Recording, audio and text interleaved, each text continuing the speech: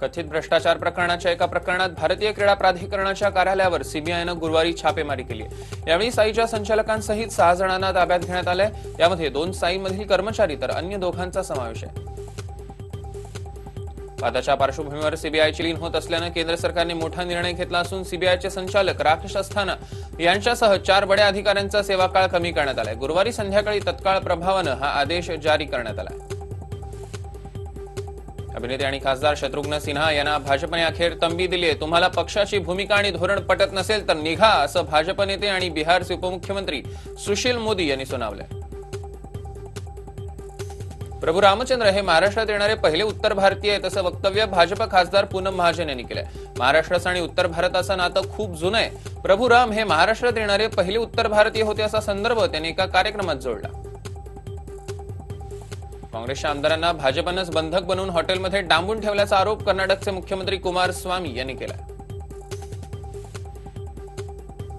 गुजरातच्या गांधीनगरमध्ये vibrant Gujarat global trade शोचं उद्घाटन पंतप्रधान मोदींच्या हस्ते गुरुवारी करण्यात आलं। 17 ते 20 जानेवारी दरम्यान या संमेलनाचं आयोजन करण्यात आलं असून पहिल्याच दिवशी मोदींनी हजेरी लावली। अमित शहांच्या आजारपणाची विरोधकांनी टर उडवली आहे। हार्दिक पटेल आणि बी.के. हरिप्रसादांनी अगदी खालच्या स्तरावर जाऊन टीका केली। कर्नाटकच्या शापामुळे अमित शहा यांना डुकराचा ताप झालाय असं वक्तव्य काँग्रेस नेते हरिप्रसाद यांनी केलं। अयोध्येतील राम मंदिर निर्माणावरून पुन्हा एकदा संघानं केंद्र सरकारला डिवचलंय। सरकार इस वाय कै भैयाजी जोशींनी निशाणा साधत आता 2025लाच राम मंदिर बनण्याची आशा आहे असं वक्तव्य केलं। अरुणाचल प्रदेशात नॅशनल पीपल्स पार्टी अर्थात एनपीपीचे 2 आमदार काँग्रेसमध्ये सहभागी झाले आहेत। तपांग तलोहा आणि राजेश टेंचो हे काँग्रेसमध्ये सामील झाले। बहुजन समाज पार्टीत आपला पुतण्या आकाशला पक्षात सामील करून घेण्यासाठी अध्यक्ष मायावती ठाम आहेत। कितीही विरोध झाला तरी त्या प्रकाशला पक्षात स्थान देण्यावर ठाम असल्याचं त्यांनी स्पष्ट केलेलं आहे।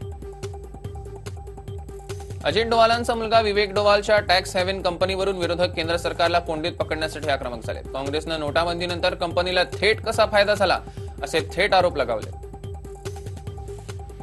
मोदींना नुकत्याच मिळालेल्या फिलिप कोटलर प्रेसिडेन्शियल पुरस्कारावरून विरोधकांनी खिल्ली उडवली होती, परंतु त्या पुरस्काराच्या बाजूने प्रथमच अमेरिकेकडून ट्विट करून अधिकृत पुष्टी करण्यात आली आहे। मध्य प्रदेशची राजधानी भोपाळमध्ये गायींच्या मृत्यूनंतर त्यांच्या अंत्यसंस्कारासाठी आता मुक्तिधाम बनवण्यात येणार आहे। अशा प्रकारचं हे देशातलं पहिलंच मुक्तिधाम केंद्र असणार आहे। शबरीमाला मंदिर प्रवेशावरून संपूर्ण देशात गाजलेल्या महिला कनकदुर्गा आणि बिंदू अम्मासह साऱ्या देशाच्या नजरा आज सुप्रीम कोर्टाकडे लागल्या। सुरक्षेच्या मुद्द्यावरून दोघींनी सुप्रीम कोर्टात याचिका दाखल केली होती, त्यावर आज निर्णयाची शक्यता आहे। भारताचे सरन्यायाधीश रंजन गोगोई 2 न्यायाधीशांना सुप्रीम कोर्टाच्या नव्या न्यायाधीशपदी नियुक्त करण्यात आलेल्या एका कार्यक्रमात शपथ देणार आहेत। न्यायमूर्ती महेश्वरी आणि खन्ना शपथ घेतील।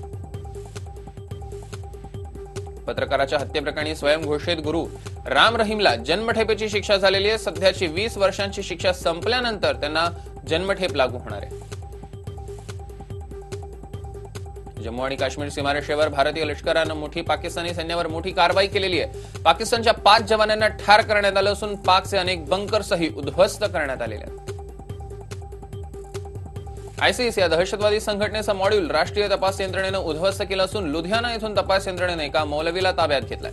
मदनी मशिदीतील मौलवी मोहम्मद ओवेस याला यंत्रणेनं ताब्यात घेतलाय। लष्करातील माजी जवान तेज बहादूरच्या तरुण मुलाचा गोळी लागून मृत्यू झालाय। त्याचा शव घरातच आढळलाय।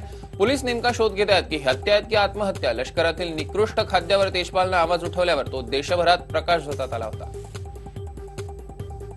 जम्मू दिल्ली दुरांतो एक्सप्रेसच्या वातानुकूलित डब्यात चोरट्यांनी शस्त्रांचा धाक दाखवत प्रवाशांना लुबाडल्याचा प्रकार समोर आलेला आहे। चोरट्यांनी अवघ्या 15 मिनिटात प्रवाशांकडील पैसे, दागिने, मोबाईल, एटीएम कार्ड हिसकावून घेत पोबारा केला।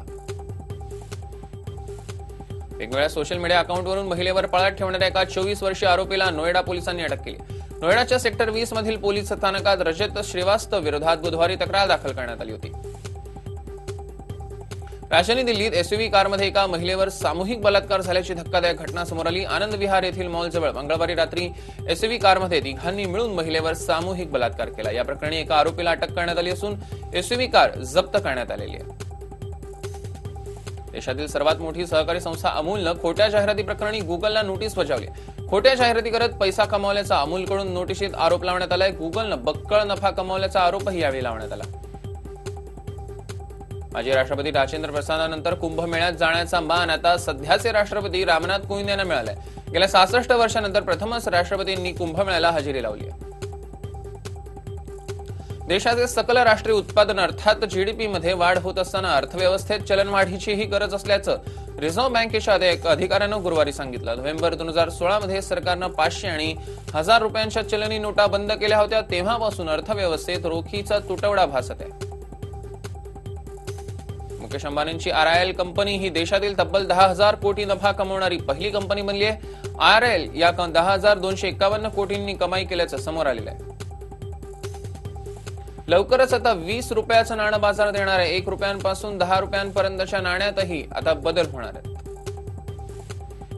जगभरातील 700 मिलियन ईमेल ऍड्रेस हॅक झालेले आहे. Trident.com ची अशी माहिती आहे. तुमचा ईमेल हॅक झाला का हे तुम्ही चेक करू शकता.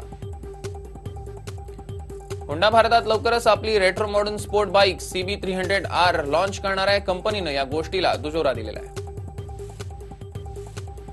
उद्योगपती आनंद महिंद्रा यांनी ट्विटर युजर्सना त्यांच्या गाडीला नाव सुचवावं. ज्यानं सुचवलेलं नाव मला आवडेल त्याला 2 गाड्या गिफ्ट स्वरूपात देणार येत असण्याचंही जाहीर केलेलं आहे.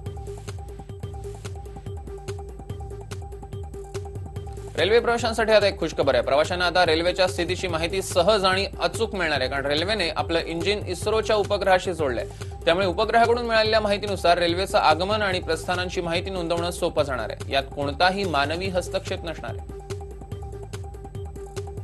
जयपूर घराण्याची राजकुमारी दिया कुमारी हिने आपला पती नरेंद्र कुमार सोबत घटस्फोट घेतलाय. दिया कुमारीनं सर्वसामान्य व्यक्ती असलेल्या नरेंद्र कुमार यांच्याशी लग्न केलं होतं. दिया कुमारी हिच्या कुटुंबियांकडून त्यांच्या लग्नाला विरोध होत होता. तरी सुद्धा दोघांनी गुपचूप कोर्ट मॅरेज केलं होतं. पाकिस्तानच्या सुप्रीम कोर्टानं पाकिस्तान पीपल्स पार्टीचे अध्यक्ष बिलावल भुट्टोंना मोठा दिलासा दिलाय. इम्रान खानच्या सरकारनं भुट्टोंवर परदेशात जाण्यावरील लावलेली बंदी उठवण्यात यावी. तसंच 35 अरब रुपयाच्या घोटाळ्याप्रकरणी चौकशीचेही आदेश दिले. आज मेलबर्नच्या मैदानात टीम इंडिया आणि कांगारू भिडणार आहेत. आजचा सामना जिंकून 3 सामन्यांची मालिका कोण खिशात घालतं याकडे सगळ्याच क्रिकेट प्रेमींचं लक्ष लागलंय. भारताविरुद्धच्या अंतिम वनडेसाठी ऑस्ट्रेलियाच्या संघात 2 महत्वपूर्ण बदल करण्यात आले आहेत. फिरकी गोलंदाज नॅथन लिओनच्या जागी ऍडम संपाला तर जेसन बेनहॅन्डॉफच्या जागी स्टॅकलेनला संघात स्थान देण्यात आलंय. 23 जानेवारीपासून भारताविरोधात सुरू होणाऱ्या मालिकेतील पहिल्या 3 वनडेंसाठी यजमान न्यूझीलंड संघाची घोषणा करण्यात आली आहे. गेल्या काही दिवसांपासून न्यूझीलंडचा संघ तुफान फॉर्म मध्ये डावखुरा फिरकी गोलंदाज मायकेल सँटनरला संघामध्ये परत बोलावण्यात आलंय. सध्या सोशल मीडियावर 10 इयर्स चॅलेंज मोठ्या प्रमाणात गाजतंय. अनेक सेलिब्रिटी, खेळाडू, उद्योगपती आणि सामान्य नागरिकही आपला 10 वर्षांपूर्वीचा फोटो आणि आत्ताचा फोटो एकत्रितपणे सोशल मीडियावर अपलोड करतायत. आयसीसीनं धोनीचा 2009 मधील आणि 2019 मधील षटकार मारल्याचा फोटो पोस्ट केलाय. हार्दिक पांड्या आणि के एल राहुल या दोघांच्या कॉफी विथ करण कार्यक्रमात महिलांप्रतीच्या हीन वक्तव्यांसंदर्भातील सुनावणी सर्वोच्च न्यायालयात स्थगित दिली आहे. परिणामी या दोघांचा भारतीय क्रिकेट संघातल्या परतीचा प्रवास आता अधिकच लांबलाय. सायना नेहवाल आणि किदांबी श्रीकांत या दोघांनीही आपापल्या प्रतिस्पर्ध्यांचा पराभव करत मलेशियन मास्टर्स बॅडमिंटन स्पर्धेच्या उपउपांत्य फेरीत प्रवेश केलाय. निक जोन्सनं आपली लाडकी पत्नी प्रियांकासाठी लॉस एंजेलिस येथे एक टुमदार बंगला खरेदी केलाय. ज्या बंगल्याची किंमत आहे तब्बल 46 कोटी रुपये. या आलिशान बंगल्यात 5 बेडरूम शिवाय स्विमिंग पूल आणि टेरेस देखील आहे. न्यूरोएंडोक्राइन ट्यूमरवर अमेरिकेत यशस्वी उपचारानंतर बॉलिवूड अभिनेता इरफान खान भारतात परतलेला आहे. इरफाननं 10 महिने अमेरिकेत उपचार घेतलेत. इरफान लवकरच बॉलिवूडमध्ये कामाला लागणार आहे.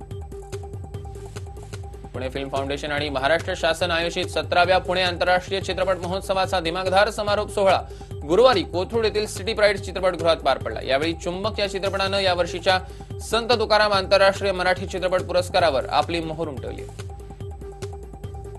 दीपिका आणि रणवीर हे बॉलिवूडमधलं सर्वात लोकप्रिय जोडपं. या दोघांच्या लग्नाला नुकतेच 2 महिने पूर्ण झाले. त्या निमित्तानं एका मुलाखतीत उत्तर देताना दीपिकानं लग्नानंतर मला 3 गोष्टी करण्यास कायमची बंदी घातली असं रणवीरनं मिश्किलपणे सांगितलं.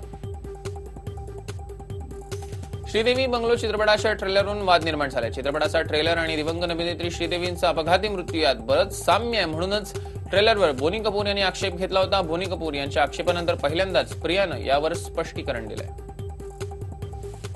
बॉलिवूडमधल्या 80च्या दशकातील हिट चित्रपट पती पत्नी और वो ह्याचा रिमेक प्रेक्षकांच्या भेटीला येतोय. या चित्रपटासाठी अभिनेत्री तापसी पन्नूची वर्णी लागली होती. मात्र ऐनवेळी तापसीची कोणतीही पूर्वकल्पना न देता चित्रपटातून गच्छंती करण्यात आली. तापसीनं या सर्व कारभारावर नाराजी व्यक्त केली आहे.